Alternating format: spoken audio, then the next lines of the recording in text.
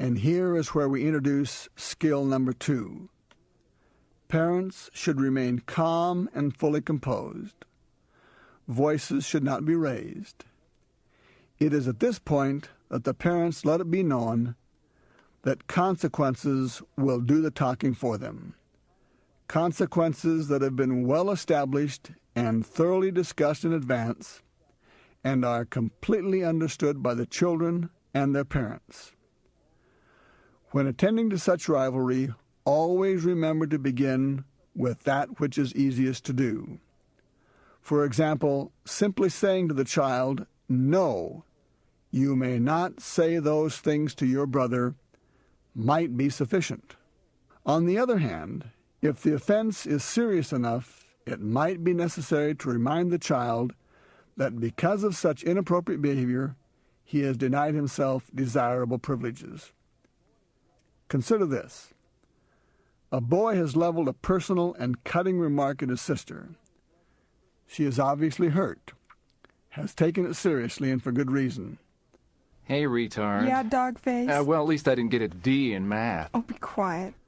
The mother intervenes and in a stern, though firm and controlled voice, calls the boy by name while looking him straight in the eye and says, "George, no. You must never say those kinds of things to your sister or anyone. I will not remind you of that again. Should it happen again, there will be serious consequences. I do not care to discuss this matter further." The boy will likely come back with something like, "Well, she started it." Don't allow yourself to become a referee or a judge of who is right or who is wrong or who is to blame. The point here is that no matter who started it, and no matter whose fault it is, that kind of name-calling is not allowed. Also, do not accept second-hand information as being true or false. Simply accept it as information. It may very well be true that the boy was provoked by his sister. However, no provocation justifies that kind of response. Do not allow yourself to be drawn into an argument or discussion over what's fair. In this instance, what is fair is beside the point. The point is that regardless of anything else, that language is not allowed in that home. Let's further suppose that the mother observed the whole affair firsthand, and sure enough, the daughter did do something inappropriate which provoked the attack by the boy.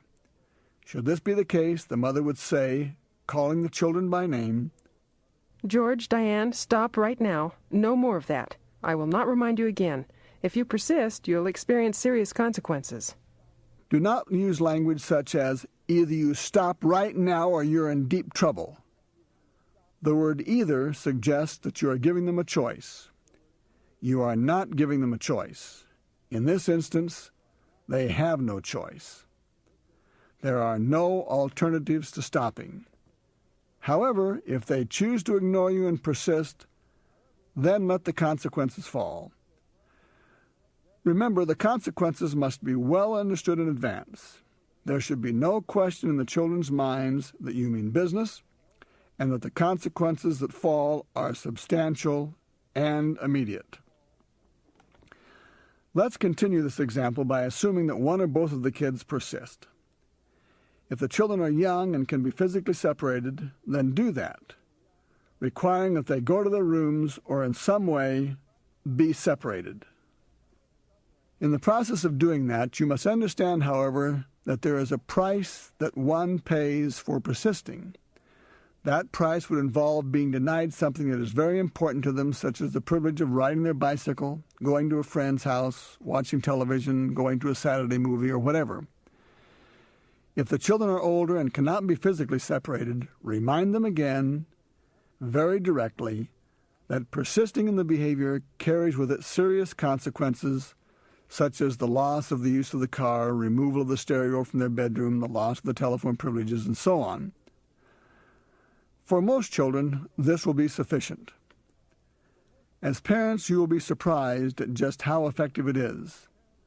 With older children, attempts to physically restrain them are typically counterproductive. If they won't respond to being told, nor to the loss of valuable and desirable privileges. Trying to physically force your point could be disastrous. If this is the case, it is better to just leave the situation, to drop it. Advise others to do the same, then let the consequences fall as predetermined. Now, if the two insist on staying there and fighting it out, let them fight it out, but not in your presence. If the one who is being abused is willing to put up with that abuse, then that's his or her decision. The point is, they are not going to do it in your presence. It becomes their issue, not yours. Don't stay there and fight it out with them, nor be their audience. This simply makes things worse. Later on, when the kids want certain privileges, they are simply not available. For example, let's suppose that during the rivalry the son was advised that serious consequences would follow, including the loss of using the car.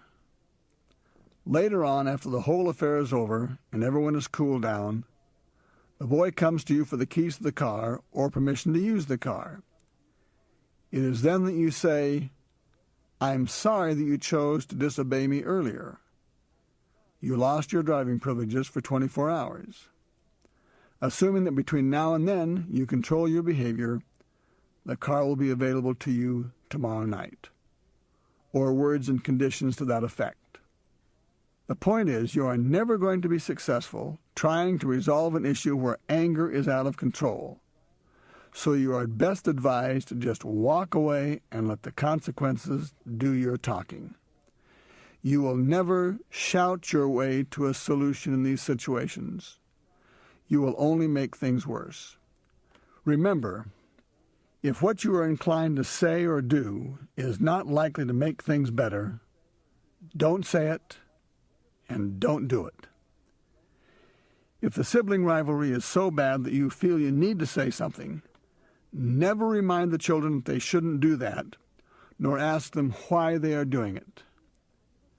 Never say this: I've told you kids 100 times that you're not supposed to argue and fight like that. You're driving me crazy. Now stop it, and stop it right now. Or, Why are you kids fighting again? How many times am I going to have to go over this with you? Haven't I told you time and time again you're not supposed to fight like that? If you don't stop right now, I'm going to ground you for life. the problems associated with this approach are numerous.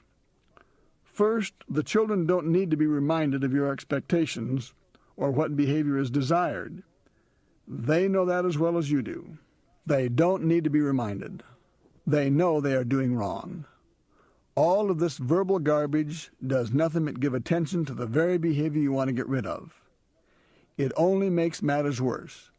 So just bite your lip, say not one more word than you have to say to put things in order, and let the consequences do your talking.